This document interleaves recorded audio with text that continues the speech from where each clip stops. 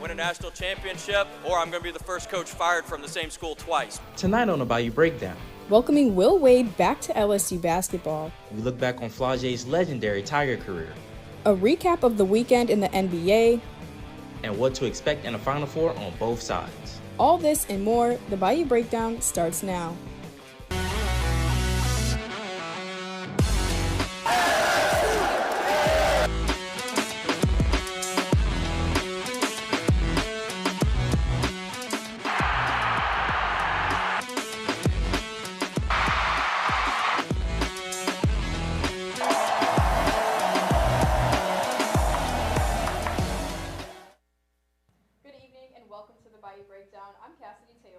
And I'm Jesse Earls.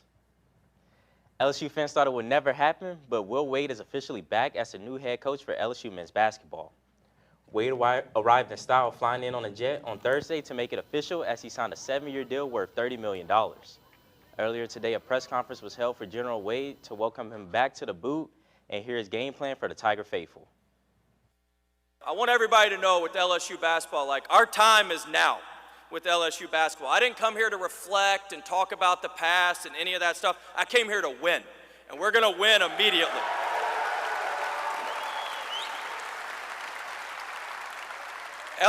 LSU and Louisiana deserves a winner, and that's what we're going to deliver. Well, it's apparent that General Wade is excited to be back in the purple and gold. And with the transfer portal opening next week, Wade is eager to get started recruiting players and help restore the program. Well, Cassidy, the General, Will Wade, back in the boot. How are you feeling? Honestly, Jesse, I'm feeling really amped up and hype. You know, I've been here for 3 years, and I'm yet to see a winning coach. So hopefully we can find out why the General is called the General, and hopefully he brings along Amir Khan, the world-famous Aura Farming team manager.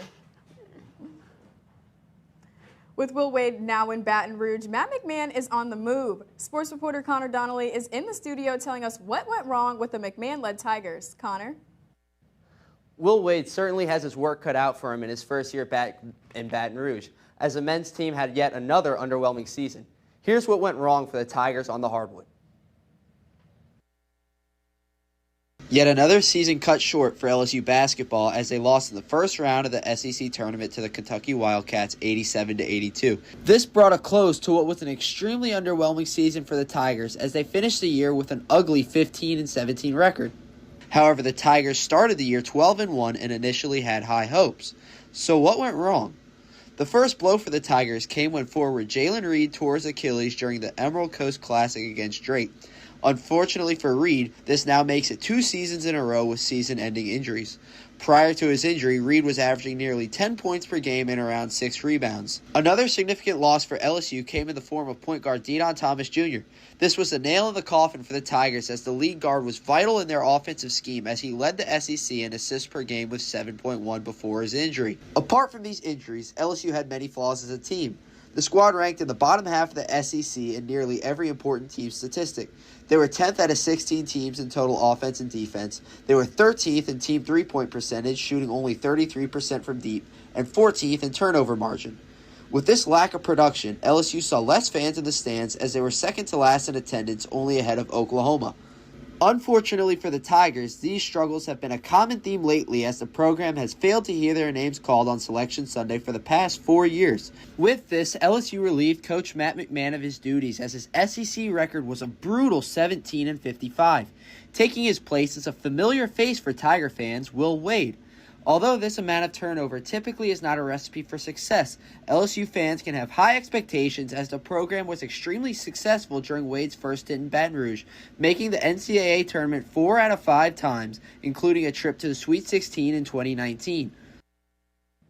Under Wade's leadership, LSU fans can say goodbye to empty seats in the PMAC as new life has been restored to a historic program.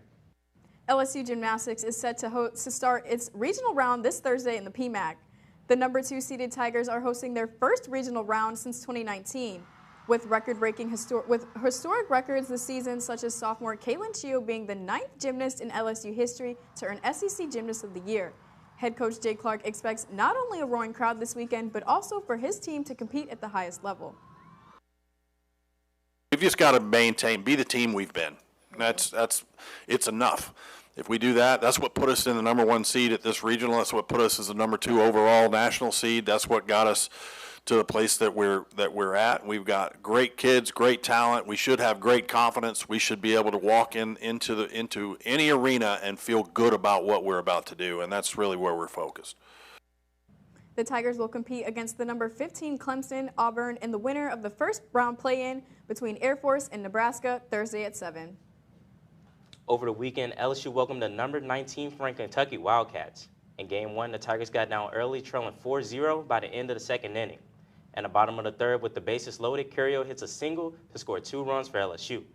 In the 7th inning, the Wildcats would strike again and come away with the win. Game 2, the Tigers pitching staff put on a great performance with 10 total strikeouts and a combined shutout. Freshman Mason Brown came through big for the Tigers and brought in 4 of LSU's 7 runs in the victory. The final game of the series was a complete shootout. The Tigers got down 7-0 in the 3rd inning, but they fought back and used the long ball to take the victory. 3 Tigers were hit out of the park, and LSU takes the series 2-1. Well, Cassidy, how do you feel about this baseball team? Honestly, I'm feeling pretty hyped. You know, I actually had the opportunity to go to Alex Box and witness the rubber match of the series. And honestly, I think the team is looking pretty fired up. You know, Derek Curriell, John Pearson, Seth Dardar, they all were amazing hitters that night. And I think they gave us some great momentum as we headed off to face Southern for the crosstown matchup and then off to Rocky Top to face Tennessee. Yeah, I hope the Tigers finish strong. Over at Tiger Park, LSU softball hosted the Oklahoma Sooners. In Game 1, the Tigers held a 1-0 lead until the 7th. In the top of the 7th, Oklahoma's Kendall Wells signaled to bring in 2 runs, and the Sooners would take a 2-1 lead. With the game on the line, LSU's Alex Franklin singled to left to score a run to send the game into extra innings. In extras, the Sooners would score again to take Game 1. The Tigers would take Game 2 with help from a Kylie Edwards 2-run homer. With the win, LSU snapped Oklahoma's 22-game winning streak. Game 3 and the Sooners brought the boom. Oklahoma jumped on the LSU starter and hit 2 home runs in the first inning.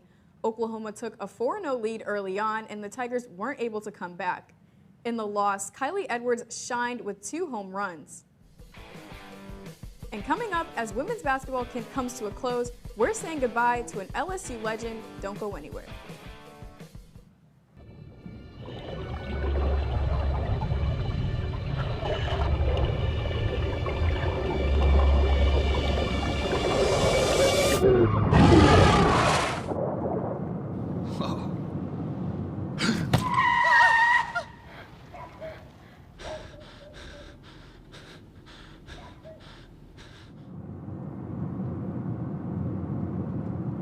Eyes forward.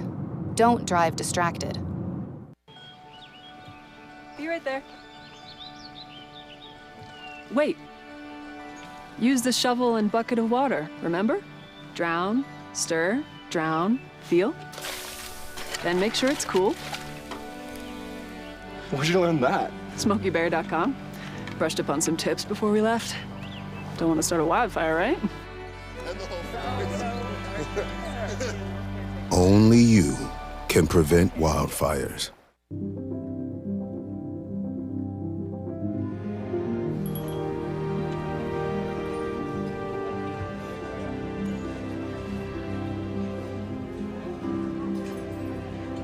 The freedom to live in safety. That's an American dream.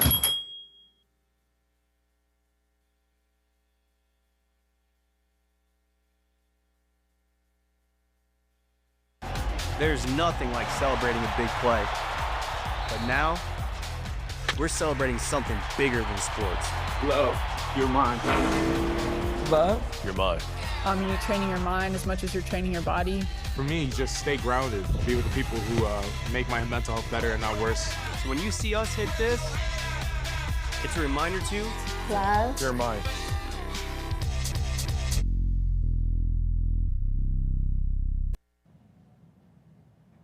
Welcome back to the Bayou Breakdown. Flau'Jae Johnson has cemented herself as an LSU legend and has had a major impact in Baton Rouge on and off the court. With Flau'Jae getting ready for the draft, sports reporter Dylan Bullock gives us a recap of what she accomplished in Baton Rouge. Most people know Flau'Jae Johnson as a really good basketball player that makes music from time to time. But here in Baton Rouge, she is that and so much more. During her 4 years with the Tigers, Flau'Jae became an icon with her excellent skills on the court and her exuberant personality. As the WNBA draft comes up, let's take a look back on what Flau'Jae has accomplished while being an LSU Tiger. Johnson immediately made an impact during her freshman season, averaging 11 points per game and winning SEC Freshman of the Year. Alongside star Angel Reese, she helped the Tigers defeat Iowa and clinch LSU their first ever national championship.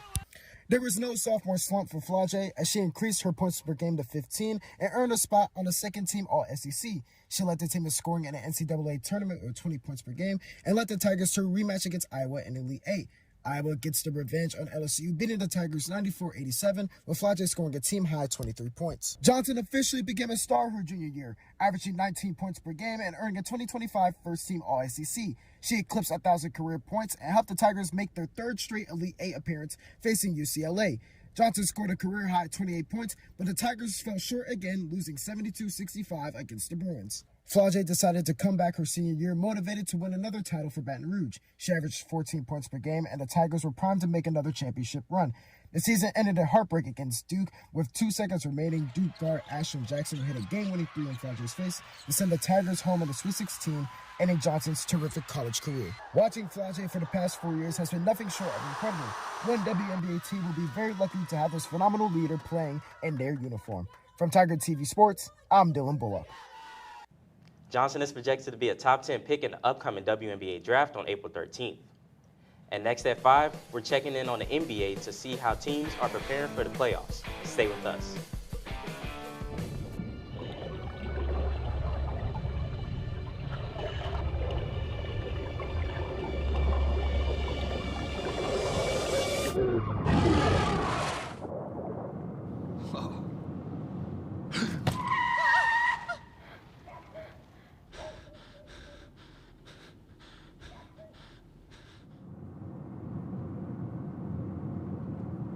Eyes forward.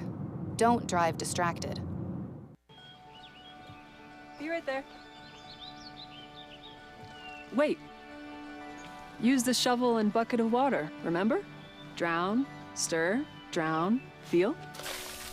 Then make sure it's cool. Where'd you learn that? SmokeyBear.com. Brushed up on some tips before we left. Don't want to start a wildfire, right? Only you can prevent wildfires.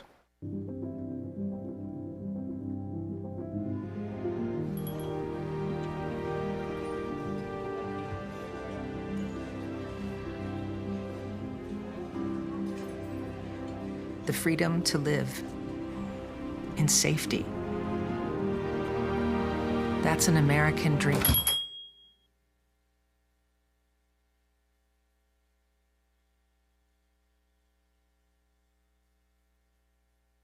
There's nothing like celebrating a big play. But now, we're celebrating something bigger than sports. Love, you're mine. Love? You're mine. You're training your mind as much as you're training your body. For me, just stay grounded. Be with the people who make my mental health better and not worse. So when you see us hit this, it's a reminder to Love. You're mine.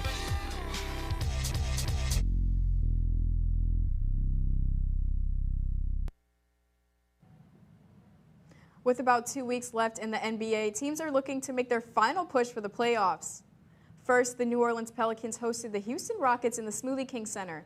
Houston's Alperen Şengün got it done for the Rockets as he finished with 36 points and 13 rebounds. Houston walks away with a dominant victory of 134-102. Up in Charlotte, the Hornets take on the Boston Celtics. Back from his Achilles injury, superstar Jason Tatum is looking healthy and ready for a playoff push. Tatum led the way with 32 points and 8 assists. With the win, the Celtics inched closer to the number 1 seeded Pistons. The then number 1 seed Thunder hosted the 3-seeded Knicks. The Knicks kept it close until 3 minutes left in the fourth. MVP SGA scored 30 points in the victory, and he looks to repeat as MVP. The G League affiliate for the New Orleans Pelicans is on the move. The Birmingham Squadron will be coming to Kenner, Louisiana. The team will officially move for the 2026-2027 season, and they will be rebranded to the Laketown Squadron. The team will be playing in the renovated Pontchartrain Center in Kenner's Laketown Park. Jesse, how are you feeling about the NBA postseason? Well, I'm a fan of parity, and the Thunder won last season, but it looks like they might be repeating again. SGA is putting up another MVP campaign. Thunder just blazing through the NBA once again. Sad to see. Yeah, my team, the Pelicans, they've been out early, but when we get back, a look at March Madness with teams looking to stamp their mark on the 2026 season.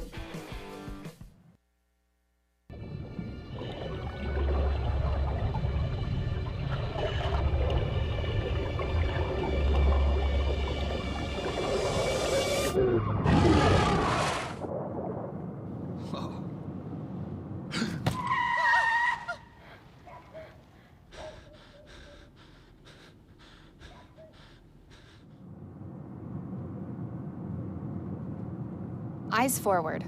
Don't drive distracted. Be right there. Wait. Use the shovel and bucket of water, remember? Drown, stir, drown, feel. Then make sure it's cool. Where'd you learn that? SmokeyBear.com. Brushed up on some tips before we left. Don't want to start a wildfire, right? Only you can prevent wildfires.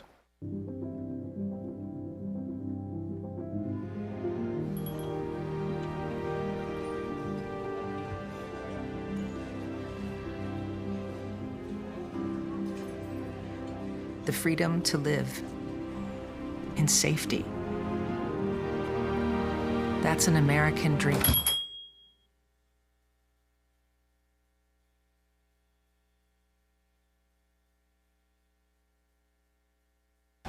There's nothing like celebrating a big play. But now, we're celebrating something bigger than sports. Love, you're mine. Love? You're mine. You're training your mind as much as you're training your body. For me, just stay grounded. Be with the people who make my mental health better and not worse. So when you see us hit this, it's a reminder to Love. You're mine.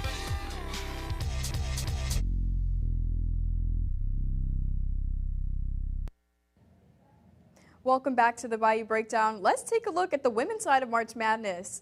LSU went into Sacramento to take on Duke in the Sweet 16 of the women's tournament. The Blue Devils took the lead in the fourth, but LSU would come back and take a 1-point lead with 2.6 seconds remaining. Duke's Ashlyn Jackson gets the ball, throws it up, and the ball swirls around the hoop and eventually finds its way to the bottom of the net. LSU gets sent home early, and Duke goes on to face UCLA in the Elite Eight. Versus Duke, UCLA superstar Lauren Betts led the way for the Bruins with 23 points and 10 rebounds. Betts and her squad were too much for the Blue Devils, and the Bruins move on to the Final Four. Next, number 6 Notre Dame takes on the number 1 UConn. The Huskies were led by first-team All-American Sarah Strong, who finished with 21 points and 5 steals. UConn takes it 70-52 and moves on to the Final Four. Later tonight, Texas will face off against Michigan, and South Carolina will take on TCU to determine the 2 teams being sent to the Final Four. On the men's side of the bracket, number 6 Tennessee takes on number 1 Michigan. Big Ten Player of the Year, Yaxel Lindenborg led the way with the Wolverines with 27 points. Michigan made easy work of the Volunteers en route to a 25-62 victory. In the South Regional Final, 9th seed Iowa Hawkeyes took on number 3 Illinois. It was a close game until about 3 minutes left in the second half when Defiant Illini began to pull away. Keaton Walker and Andrei Stojakovic got it done for Illinois, scoring 25 and 17 points, and Illinois ends Iowa's Cinderella run. Next, number 2 UConn takes on number 1 Duke with 10 seconds left. Duke inbounds the ball to Cam Boozer, then they get the ball to Caden Boozer, who throws it away. UConn's Braden Mullins gets the ball and knocks it down from the logo to send UConn back to the Final Four. And another 1-2 matchup, Arizona takes on Purdue. Koa Pete led the scoring with the Wildcats, and Arizona takes the game, advances to their first Final Four in 25 years.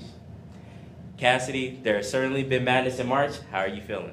Honestly, I'm feeling very, very upset. You know, I had LSU winning for women's and then Florida for men's, the reigning national champions. Obviously, both of those teams are knocked out, so I'm kind of sitting here very upset. How about you?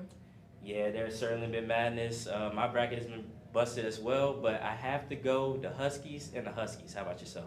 I agree with that. I feel like those are strong answers. That's all the time we have for this edition of the Bayou Breakdown. Until next time, I'm Cassidy Taylor. And I'm Jesse Earls. Have a great night.